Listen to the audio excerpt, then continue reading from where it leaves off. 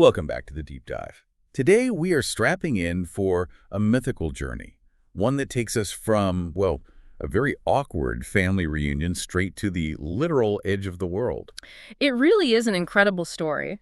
Our mission is clear. We're diving deep into one of the most action-packed and I think revealing sagas in Norse mythology. We're talking about Thor's desperate quest for Hymir's cauldron. Exactly. And this is a story that, on the surface, it looks like a pretty straightforward fetch quest, go get the biggest pot. Right.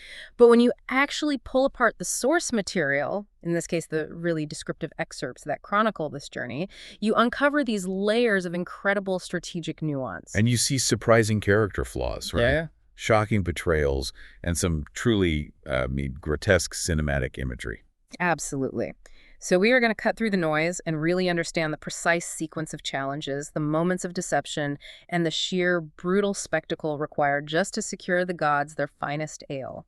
Exactly. The goal for you, the learner, is to walk away knowing not just that Thor fought the Midgard serpent, but understanding the intricate logistics of that confrontation. Right. Specifically, how he rigged the boat, what item Hymir truly valued above all else, and, maybe most importantly, why this entire world-threatening adventure was necessary in the first place. It's all about context. So let's unpack this, beginning with what is essentially an initial strategic failure in Asgard that necessitated this enormous journey. The story begins with a truly classic, high-stakes Norse demand.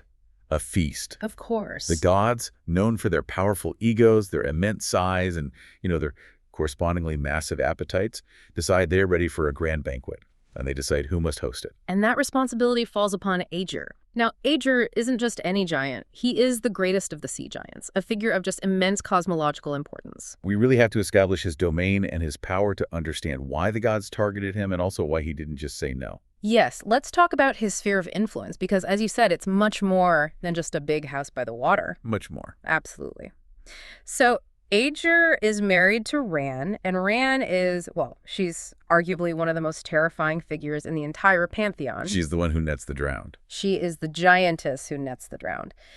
If you die at sea, your soul is literally hauled in by Ran's net. It's an incredible image. And their daughters. Right. Aegir and Ran have 9 daughters, and these 9 daughters, according to the sources, are the physical, churning manifestations of the waves themselves. So he's not just a guy who lives by the sea.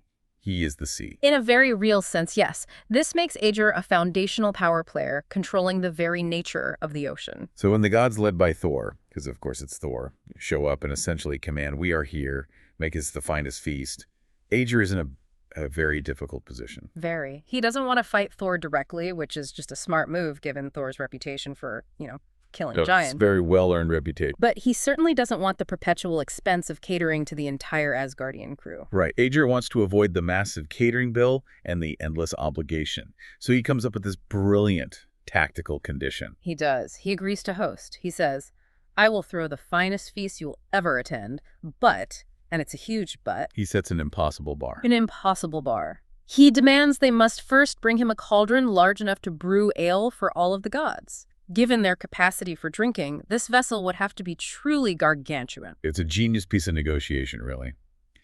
Aegir issues a challenge he assumes they cannot possibly meet, and that way he avoids the obligation entirely. No cauldron, no feast, and Aegir gets to keep his power and, his savings. And why was he so confident that this demand was impossible? He was confident because the gods themselves confirm it. Thor immediately consults the other gods, and they all agree that a vessel like that, it just doesn't exist. Not in Asgard, not in Midgard. So this is confirmation that Aegir's demand was strategically sound. It was a true mythological MacGuffin, a goal that just seemed completely unattainable. And that's when our secret weapon steps forward, the catalyst. And this is where we need to spend some time on Tyr, the god of battle and of law. He's the one who provides the intelligence. And we get that perfect visual moment that instantly reminds you of his history. The source says Tyr, the one-handed god who, he famously sacrificed his right hand to bind the monstrous wolf Fenrir. Right. He scratches his chin with his remaining left hand. It's a small detail, but it's so powerful. It emphasizes his practicality, his constant disadvantage, and yet he's the one holding the key. And the key is a family secret. Exactly. Tyr reveals the location of the vessel. The giant king Hymir, who is his own stepfather, owns a cauldron of this impossible size. And not just large, but it's described specifically as a cauldron 3 miles deep. 3 miles deep. The source is intentionally pushing the scale so far past comprehension. It's not a pot you put on a stove, it's a geographical feature. You could probably hold a small mountain range in it. But this family connection is the only thing that makes the mission even viable. It is. Tyr clarifies that Hymir is married to his mother, a giantess, which means that Tyr and Thor, provided they travel under a disguise, would be welcomed into the hall. Or at least they wouldn't be instantly murdered upon arrival. Which is a pretty low bar for hospitality, but it's what they're working with. This is such a critical point. Tyr is the diplomat, the informant, and the guide, and he's providing the means for Thor's raw brute force to actually be applied to the problem. Without Tyr's familial knowledge, the quest just ends right there. He's leveraging a very complicated, and you have to assume, a potentially compromising personal history for the strategic benefit of Asgard. And that immediately raises questions about Tyr's loyalties, doesn't it? We'll have to keep track of that. We will. So the intelligence is secured, and the journey begins. Thor and Tyr climb into Thor's chariot. And we have to talk about the chariot's propulsion system. The goats, Snarler and Grinder, they are the engine of this divine vehicle, and they can traverse vast distances swiftly. And they head straight toward Hymir's fortress, which is situated right on the edge of the world sea, a place where, reality starts to fray. They are consciously leaving the known, predictable world of gods and men and heading straight for the wild, dangerous frontier. It's a journey that takes them into an entirely different cosmological reality, one where the rules of scale and, politeness no longer apply. And this whole next sequence reads like an exercise in sensory overload. It's almost a mythological horror scenario. It's an infiltration mission where the greatest danger isn't a fight, but just being overwhelmed by the grotesqueness and the scale of giant domesticity. That's a perfect way to put it, because right as they step into the kitchen, the reality of the giant world just hits them. They encounter Tyr's grandmother, who is preparing food. And this description, sourced directly from the material, is just arresting and unforgettable. She is a giantess with 900 heads. 900. Just let that sink in. Not 100, not 800.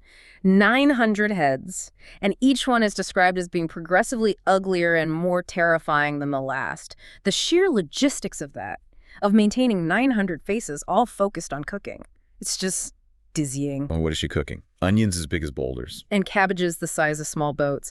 This massive scale ensures you, the listener, understand that everything in this hall, even the mundane act of cooking, is a monumental, world-altering task. And the sound she makes. Right. When she speaks, or maybe just moves, it sounds like a crowd of people shouting. It's an auditory assault. Thor, the mighty thunderer, the one who fears nothing, is described as taking a step backward. He's actually startled. He is, simply because she is so physically alarming and overwhelming. And yet Tyr, her grandson, remains completely unfazed. He just greets her politely, which shows that this level of absurdity is just his family dynamic. And it creates this fantastic contrast, because immediately after this terrifying, multi-headed encounter, they meet Hymir's wife. Tyr's mother. Tyr's mother. She is dressed in golden cloth and is described as being as beautiful as her mother-in-law was alarming.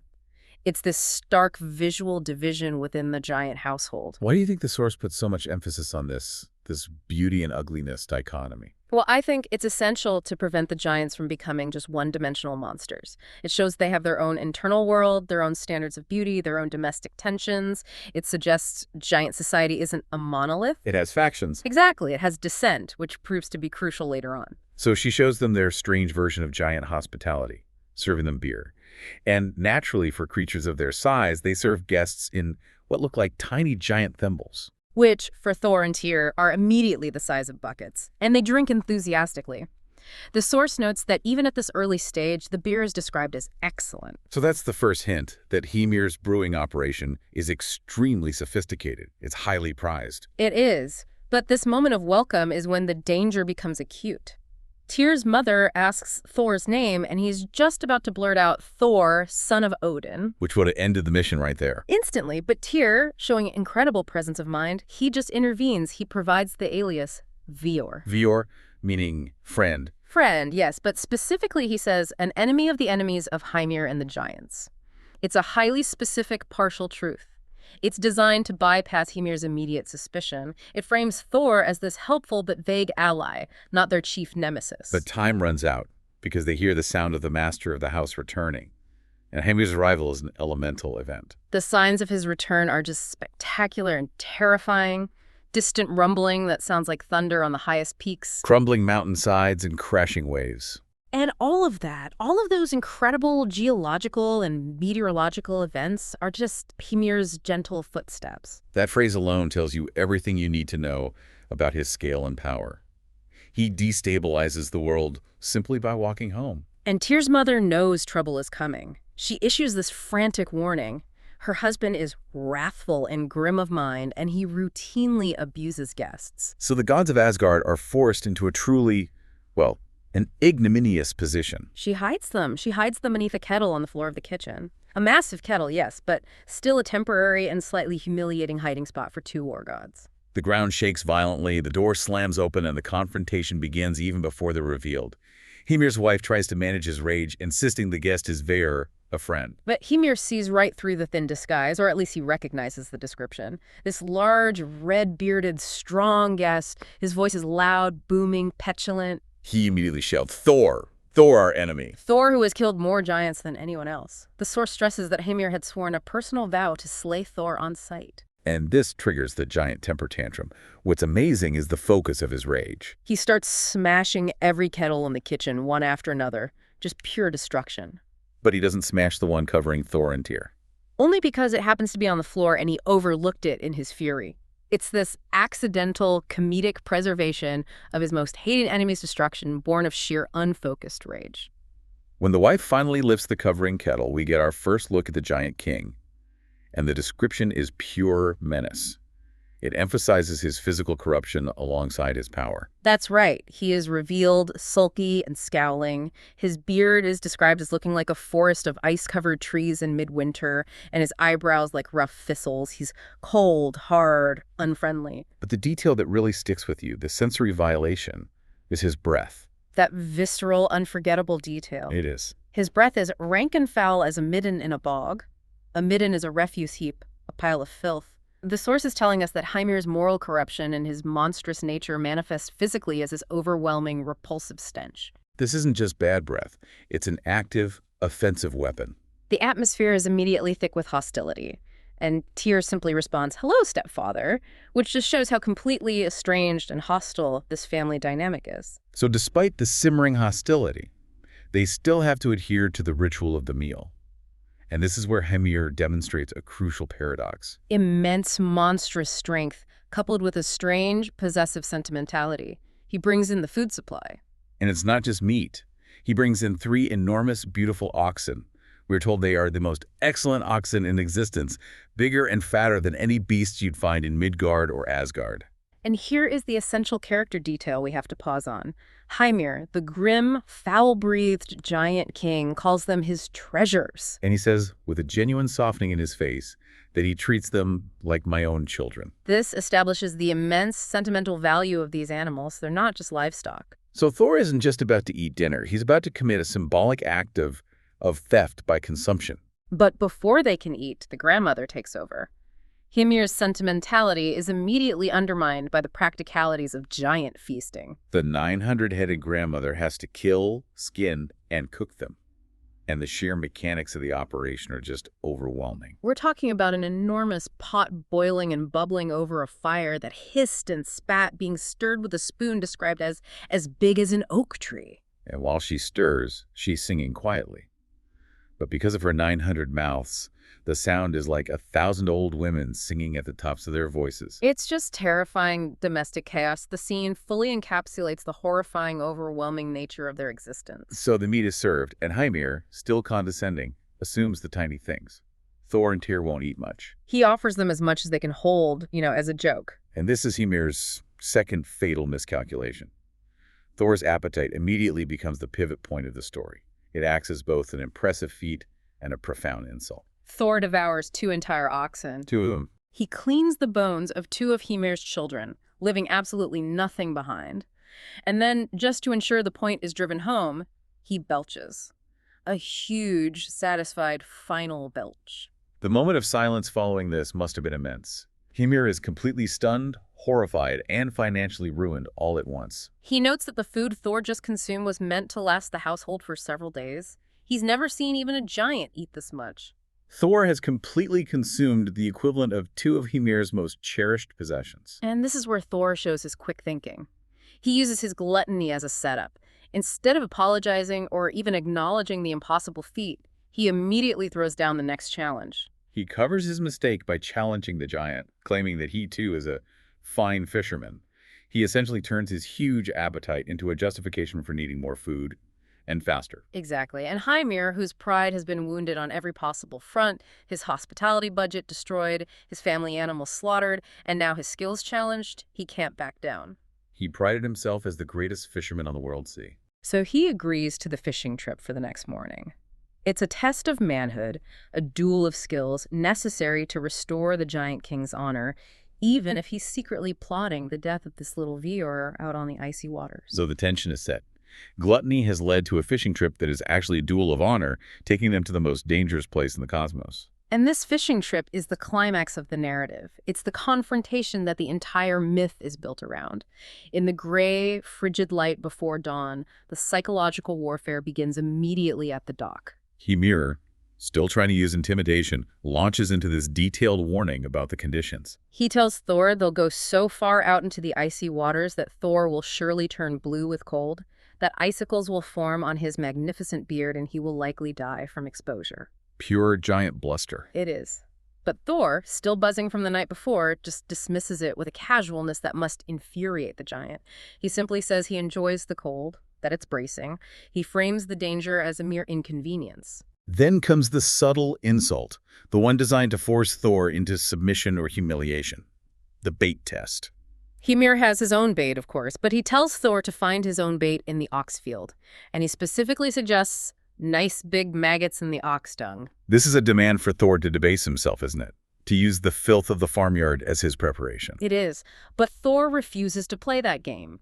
His response is an aggressive, calculated act of destruction and preparation. He ignores the maggots entirely. He walks straight to the field, identifies the largest, most majestic ox remaining, one of Hymir's absolute favorite unspoken treasures. And what does he do? In a terrifying display of focused strength, he kills it instantly with a single massive punch delivered right between the eyes. He then takes only the head as bait. It's a brilliant move of escalation.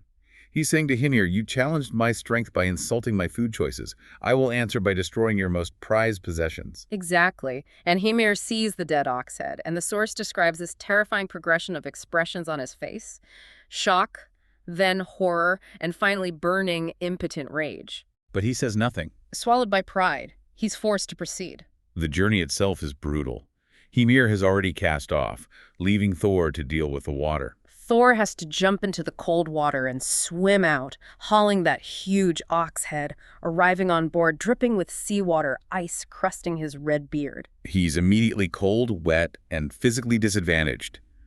But he maintains the facade of enjoyment. He does. He says, nothing to wake you up on a cold morning like a good swim.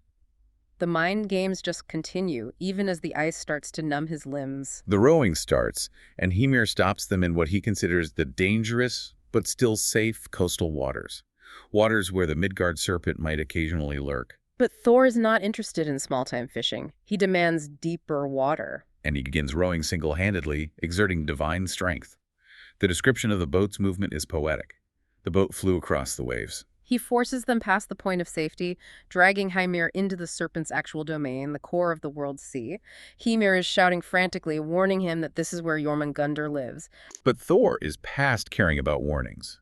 While Hymir immediately gets busy with his own line and successfully catches two monstrous whales, showing the giant is skilled, Thor prepares for his true goal. He takes that massive ox head, rams it onto Hymir's hook, and throws the bait deep into the abyss. He waits, calm and focused, just before the world explodes. The sea just erupts with this impossible violence because Jormungandr, the Midgard serpent, bites down. The hook, weighted by the ox head, digs deep and fast into the roof of the serpent's mouth. And the battle for the world begins right there in a tiny, fragile fishing boat.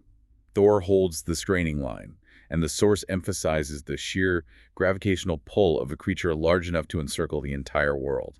Hymir, meanwhile, is hysterical. He's shouting in horror, demanding that Thor let go, that he'll sink them both and doom the cosmos. To counteract this massive world-ending pull, Thor performs an ultimate feat of impossible, stubborn dedication. He understands the boat is nothing. He slams his feet through the bottom of the boat itself and digs them down into the seabed. He is literally anchoring himself to the tectonic plates of the world to fight this monster. This is the moment where Thor is defined not just by strength, but by absolute, unwavering grit. He will not be moved. And the serpent fights back with the tools of the abyss, spitting gouts of black poison. One gout sprays Thor's shoulder, and it burns through his flesh where it touches, leaving a searing pain. Yet Thor ignores the pain. He ignores Hymir's babbling, focused entirely on his enemy. He pulls, hand over hand, drawing the massive coiling head of the serpent closer. The vow, he whispers, is chilling and absolute. I will kill you, or you will kill me, this I swear. It is total dedication to the fight. He's putting the balance of the world at risk for a personal vendetta against his ultimate nemesis. The serpent's head is almost entirely out of the water, its impossible face spitting bile and poison almost within striking distance. Thor reaches down, closing his fingers around the haft of Mjolnir, his hammer. One more heave and the battle is done. But that is the precise moment of Hymir's treachery. He cuts the line. The giant is defeated by terror, or maybe a desire to save his ship and himself. He flashes his sharp bait knife and cuts the line. He prevents the battle from concluding, robbing Thor of his life's ultimate glory. The serpent tumbles back into the sea, vanishing instantly into the crushing depths. Thor, consumed by rage and frustration, throws Mjolnir in spite. But the hammer simply strikes empty water before returning to his hand. The massive insult of the ox head and the stolen battle has gone unanswered. So Thor turns his attention not immediately to the betrayer, but to the sinking fishing boat, which is now taking on massive amounts of water. Hymir is desperately bailing, realizing his treachery has doomed the vessel. The emotional whiplash of fighting the world serpent one moment and bailing water the next must have been just overwhelming. The furious anticlimax of the fishing trip gives way to the need to actually get home. Hymir is exhausted, and the boat is heavy with water and the two massive whales he caught. They are miles from home, and Hymir, ever the manipulator, tries one final intimidation. He challenges Thor one last time on the return trip, knowing that rowing is impossible. He tells Thor they can only get back quickly if Thor is willing to carry the entire load. The boat, the oars, Hymir, and the two whales. It's an impossible demand designed to break the god's spirit. And Thor's answer is characteristically laconic. All right.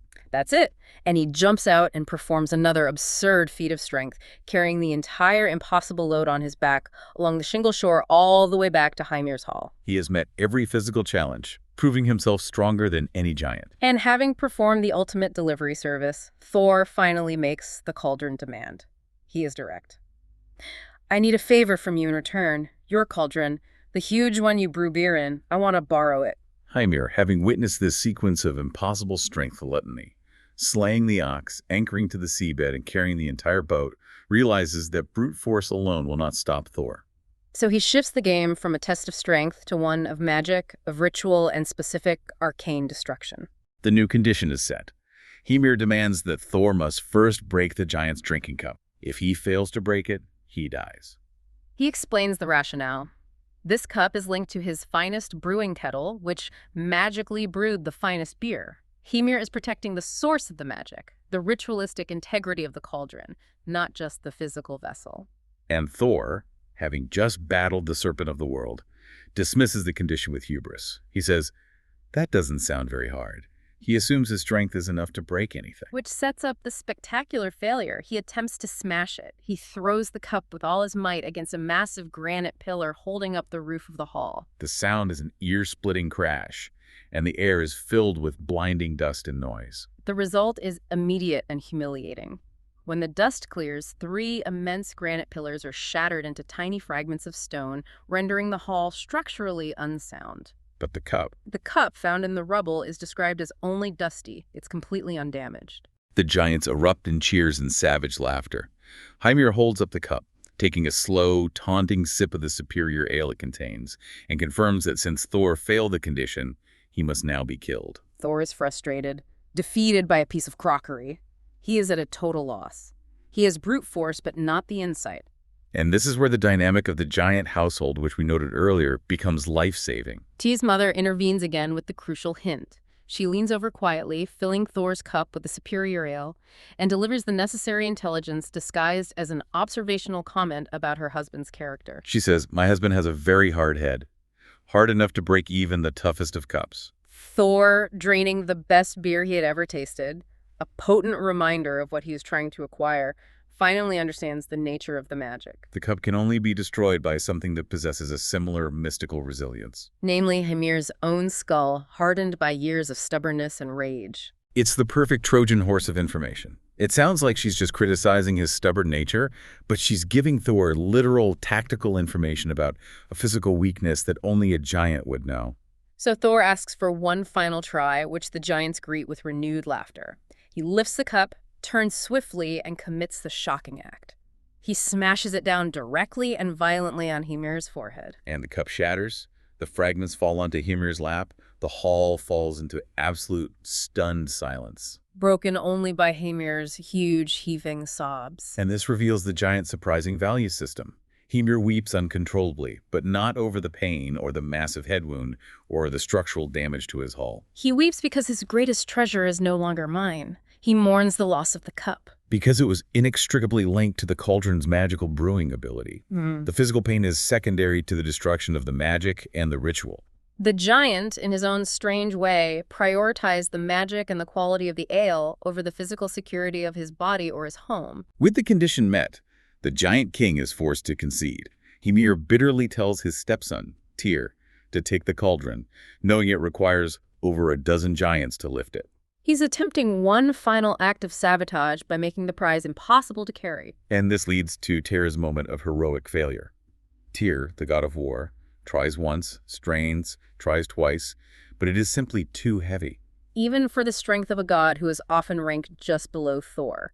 This confirms that it is a physical test only Thor, the true powerhouse of Asgard, can pass. And Thor's display of power is immediate and overwhelming. He simply grasps the rim of the massive 3-mile-deep vessel, flips it over, and walks out of the hall. He's wearing the enormous cauldron on his back, the handles clattering and shaking. You have to visualize this. He's wearing the cauldron like a giant, impossibly deep backpack. They make their escape in the chariot, pulled by Snarler and Grinder. But the journey isn't smooth. No, and the source gives us another key detail about the state of the animals and the persisting grudges in Asgard. The goat Grinder limps and staggers because its leg had been broken previously. Broken for the marrow, the source implies. And despite Thor setting it, it was never strong again. And this causes a momentary distraction and rage that just underlines the complexity of Thor's character. Even when fleeing an army of giants, he curses Loki, whom he blames for the injury to his goat. Divine grudges and personal slights persist, even during world-saving quests. Tyr, ever vigilant, looks back and sees the inevitable chase. The giant army is pursuing them. Hundreds of many-headed monstrous giants, the giants of the waste. Misshapen, deadly, and driven by rage, all intent on recovering their property. An entire army of giants is running after Thor's chariot, and the instability of the injured goat ensures the final battle. Grinder stumbles and falls, throwing Thor and Tyr and the massive cauldron out of the chariot. And here we see Thor's core personality. He is delighted. He throws the cauldron down, grabs Mjolnir, and starts laughing. The failure to kill Jormungandr was a deep disappointment. But the imminent slaughter of hundreds of giants is a glorious consolation prize. He turns to Tyr and says, I didn't catch and kill the serpent, but 100 giants almost make up for it. This confirms that Thor often seeks conflict for its own sake, not just for strategic necessity. The resulting battle is brutal, savage, and definitive. Thor is described as methodically, enthusiastically killing the giants with Mjolnir, the hammer flying and returning. Until the earth runs black and red with their blood. It's a complete rout, a savage display of unstoppable power. And Tyr, despite his disadvantage, fights bravely with his one hand and slays his share of the attackers. But the source makes a point of noting one person who was not among the slain. Hymir. And Tyr was relieved by this absence. That detail is so key because it brings us back to that question of allegiance. Tyr is fighting for Asgard's strategic goals, but his personal loyalty to his giant mother and his stepfather, the man who betrayed him on the boat, still holds enough sway for him to be relieved at his survival. The quest concludes with the reward. Thor, the ultimate delivery service, carries the cauldron the rest of the way to Asgard and delivers it to Aegir. And the sea giant, true to his word, sighs, acknowledging that the impossible task was met, and keeps his promise. Hosting the finest ale feast for the gods every autumn thereafter. A tradition of eternal feasting, all purchased at the price of massive destruction, a major betrayal, and the death of hundreds of giants. This myth, as we've explored it in depth, moves so far beyond a simple adventure story. It fundamentally refines our understanding of the major players and the complex dynamics of the Norse cosmos. Our first key insight is the synthesis of the hero. This deep dive reveals Thor not just as a figure of raw, invincible might, but as a surprisingly quick and adaptive thinker. Right. He immediately uses the disguise, he turns his gluttony into a fishing challenge, and he demonstrates that immense, stubborn dedication, literally anchoring himself to the seabed to face his nemesis. He is force, but effectively channeled by strategic opportunity and just sheer, bloody-minded refusal to lose. Absolutely. Second, we have the true price of ale. That finest feast, the annual ritual that defines Asgardian merriment, required an immense, almost sacred cost. It demanded the sacrifice of the giant king's most cherished, childlike ox. It required the deliberate targeting of Jormungandr, the Midgard serpent, risking the premature collapse of the world order.